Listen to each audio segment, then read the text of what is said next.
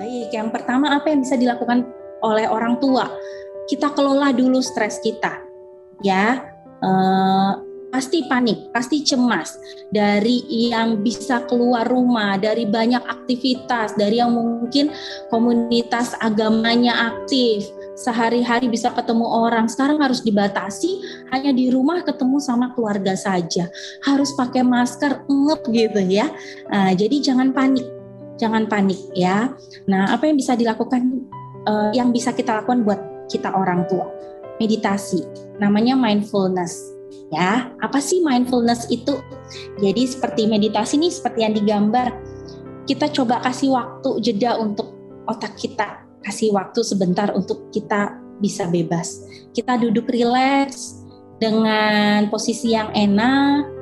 Kita coba untuk relaksasi nafas gitu ya. Relaksasi nafas gimana? Bukan bukan gitu aja ya, tapi kita tarik nafas, kita buangnya dari mulut gitu ya. Kita tarik nafas, kita buangkan lagi dari mulut. Walaupun sederhana tapi manfaatnya sangat besar. Apalagi kalau kita lagi kondisi lagi marah, emosi atau cemas atau panik. Relaksasi nafas ini sangat membantu sekali supaya oksigen tetap berjalan dengan baik gitu ya. Nah, di pikiran kita tetap fokus sama pernafasan tadi. Ya. Tarik nafas sebentar, keluarkan lagi ya. Cari damai dulu, tenang dulu gitu. Nanti kalau sudah lebih tenang, kita coba pikirkan perasaan kita saat ini apa. Lagi cemas gitu ya. Tarik nafas, terus keluarkan rasa cemasnya. Kita kan gitu cemasnya. Apalagi misalnya lagi marah nih, mainan berantakan gitu ya. Kemudian kok nggak bisa saja rumahnya rapi gitu ya. Tapi kondisi saat ini gimana? Mau ruang TV, mau kamar gitu ya, pasti penuh sama mainan anak gitu. Karena lingkungan anak cuma ada di situ. Dari yang mungkin sehari-hari di sekolah bisa lari-lari sama teman, bisa ngobrol sama teman gitu ya. Tadi hanya dikurung di rumah yang hanya sekitar segitu. Jadi kita tentu jadi ini gitu ya, cepat marah gitu ya. Jadi coba lakukan, minta waktu sebentar 10 menit 15 menit, kita titip anak-anak dulu mungkin kepada ayahnya gitu ya. Kita coba lakukan ini. Dan sangat menolong kalau memang lagi marah sekali dengan anak. Ya, kita lakukan relaksasi nafas sebentar ya. Nah, kita fokus dengan aktivitas positif. Dari aktivitas positif kita mencoba untuk bisa merefleksi hidup kita lebih baik lagi gitu ya. Kemudian yang kedua, tetap love yourself, cintai diri sendiri. Ekspektasi kita tinggi tentu gitu ya. Tentu kita untuk anak harus juara, mungkin ini rumah harus baik, rumah harus bersih gitu ya. Tapi apa yang kita dapat gerusu sendiri gitu ya, nggak tenang sendiri karena semuanya mau kita perfectin semua bagus ini gitu. Tapi kondisi saat ini nggak bisa gitu ya. Kondisi saat ini kita lihat kondisi anak, nggak hanya kita loh yang stres, anak pun. Tapi anak-anak ini nggak bisa bilang aku tuh stres aku tuh enggak. Pasti lebih ke perilakunya jadi lebih cranky, perilakunya jadi lebih cepat marah seperti itu ya. Nah, me time-nya perlu buat orang tua. Kalau memang kita sudah banyak melakukan kesalahan, misalnya jadi bentak anak, jadi ini, kita terima, tapi terus kita perbaiki ya. Kemudian kita lihat sisi positifnya apa. Jadi lebih banyak waktu nih sama keluarga, benar nggak ya? Lebih bisa memahami nih, oh ternyata kalau belajar nih anak pun gini, kita lebih tahu tipikalnya. Kemudian apa, kita mengembangkan keterampilan baru. Banyak nih yang sekarang jadi muncul hobinya, misalnya memasak gitu ya. Kemudian atau jadi buat prakarya dan dijual kembali. Jadi teknologi medsos ya nggak hanya negatif aja yang kita lihat gitu, tapi kadang juga kalau kita bisa lebih kreatif bisa menghasilkan buat ibu-ibu yang ibu rumah tangga gitu, atau yang mungkin lagi off dari pekerjaannya bisa cari hobinya yang bisa menghasilkan, bisa membantu, tapi di samping tetap keluarga yang utama. Jadi yang keempat, kita atur waktu. Nah, ini sangat membantu sebenarnya, termasuk saya sendiri pun. Jadi kita buat jadwal harian. Memang tetap yang kita prioritas, kita tetap memprioritaskan prioritasnya kita, bukan schedule ini harus kita jalanin gitu, enggak. Tapi kita tetap mana yang jadi prioritas saat ini. Ya udah cuman bisa bermain di rumah, berarti kita melakukan aktivitas di rumah dulu. Nggak bisa dulu keluar karena ternyata situasi di luar lagi hujan. Ya sudah, kita ngikutin jadwal yang sudah kita buat, tapi tetap fleksibel, tetap luwes gitu ya. Tetap kita jalani secara fleksibel, nggak kaku. Ya udah jam 9 sampai jam 10 main di luar gitu ya. Ternyata lagi hujan, ya nggak apa-apa, kita berarti ganti ke aktivitas di rumah gitu ya, di dalam rumah. Kemudian yang kelima, buat orang tua bantu anak ya buat beradaptasi, buat jadwal hariannya, boleh dengan gambar, boleh dengan kata-kata warna-warni gitu ya. Kenapa? Sangat membantu sekali buat anak yang sudah ada rutinitas di sekolah tapi tiba di rumah bingung jadi mau ngapain. Saya beberapa pasien sebenarnya banyak yang konsultasi cemas ya, sampai ada yang dari luar kota kemarin, dia merasa bahwa kalau udah ngelihat buku pelajaran itu tuh pusing, sampai yang seperti itu. Orang tua yang ada marah karena kesal, kenapa sekolah aja bisa kok juara, kenapa di rumah jadi nggak mau online gitu. Ketika saya cari tahu, anaknya ini tipikalnya senang berinteraksi sama teman. Dia lebih senang di sekolah, bisa main sama teman, bisa bergaul sama gurunya. Di rumah dia nggak bisa, gitu ya. Jadi kita harus memahami bahwa ada waktunya dia untuk belajar, ada waktunya dia tetap bergerak untuk motoriknya. Jadi kita buatkan jadwal hariannya ya. Membantu proses belajarnya. Gadgetnya apa gitu ya. Kalau bersyukur ada laptop, tapi kalau ada handphone yang kecil, bikin suasana belajarnya yang nyaman, pencahayaan, karena kita tahu Zoom itu lama ya, jadi kita harus tetap jaga mata, posisi tubuh, badan ya buat anak ya, gitu. Jadi kita bantu proses belajarnya dengan fasilitasi. Kemudian juga kita harus mengajak anak berdiskusi, bercerita. Kalau memang kesulitan sekali, kita ajak ke profesional ya. Nah, buat orang tua sendiri tetap aktif secara online dalam komunitas orang tua, perlu nih gitu. Misalnya kita punya grup arisan gitu ya. Walaupun kita nggak ketemu, walaupun kita nggak bisa hangout, tapi tetap bersosialisasi di grup WA gitu ya. Penting banget buat ibu terutama ya, karena mungkin hanya keseharian di rumah, nggak bisa keluar gitu ya. Penting banget untuk menghadapi kondisi seperti ini ya. Kemudian buat anak, jangan lupa untuk memberikan informasi yang jelas, konkret, mudah dipahami tentang pandemi COVID. Kenapa? Saya ada satu pasien yang dia megang sedikit cuci tangan, megang benda sedikit cuci tangan, padahal dia di rumah.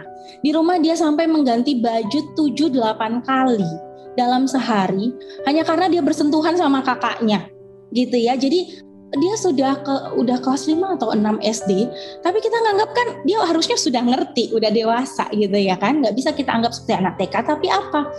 Informasi tentang corona kita terima setengah-setengah, anak terima setengah-setengah. Kadang juga banyak hoax ya, gitu kan, yang nggak bisa kita bisa untuk di screening oleh anak-anak, semua diterima aja dengan mentah, gitu ya. Nah itu bikin jadi anaknya kayak OCD kan, bahwa dikit-dikit harus bersih, dikit-dikit harus bersih gitu.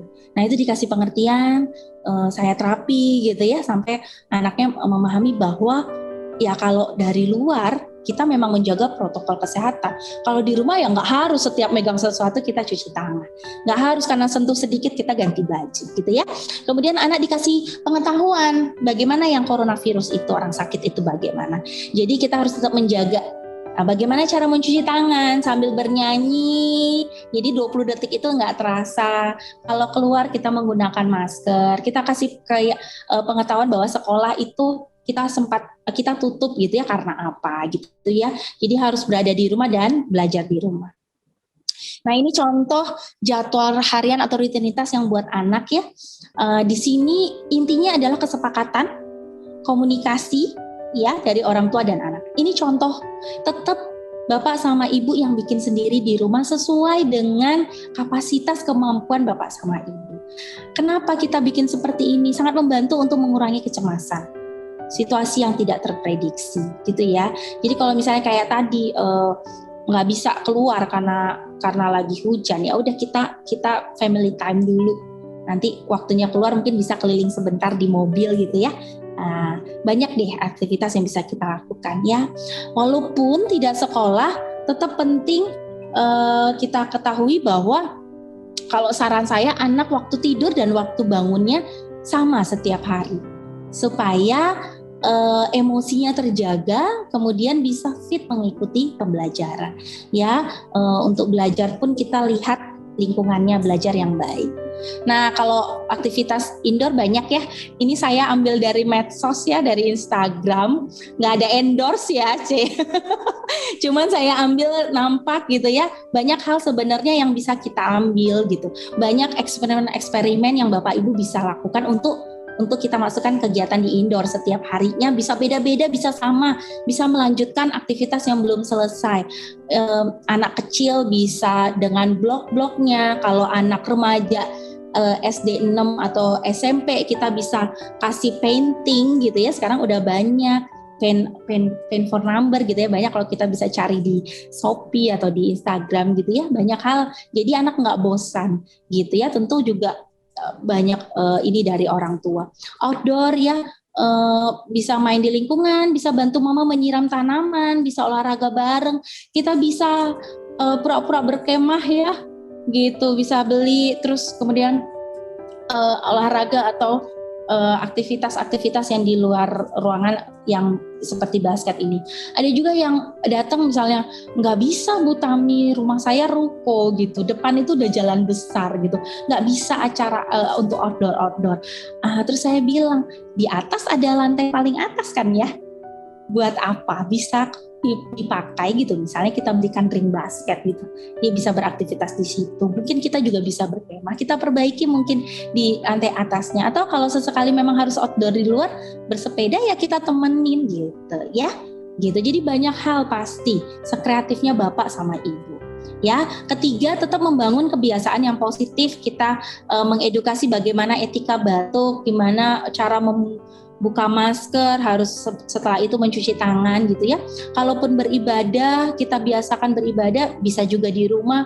Kalau mau di tempat ibadah, tetap ada panduan adaptasi ya, kebiasaan baru di rumah ibadah. Mungkin harus 50%, mungkin kalau agamanya muslim membawa mukenanya sama ininya sendiri gitu ya. Kalau di gereja di jarak-jarak, kalau di wihara bagaimana gitu ya. Yang keempat, kita kelola emosi anak ya. Emosi dan perilaku anak kita ajarkan untuk mengenal apa itu bahagia, apa itu senang, apa itu sedih dari kecil. Mereka nggak akan dapat itu dari YouTube. Mereka dapat dari role modelnya orang tua.